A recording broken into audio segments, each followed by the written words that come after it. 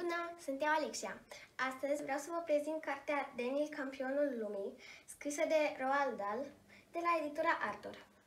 Cartea are coperți cartonate, 250 de pagini de scris aerisit și poze. În carte este vorba despre Danny, un băiețel căruia i-a murit mama, trăind doar cu tatăl său.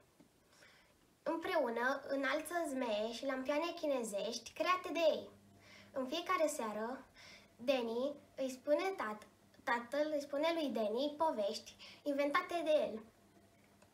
Într-o zi, Danny află secretul cel mare al tatălui său, căci el, în afară de lucrul la benzinărie, se ocupă de o muncă aventuroasă și periculoasă.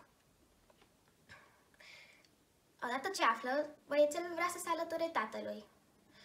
Odată, Danny trebuie să conducă o mașină pentru a salva tatăl dintr-o situație periculoasă. Tatăl a fost uimit, impresionat și mândru totodată de Danny pentru că a condus mașina.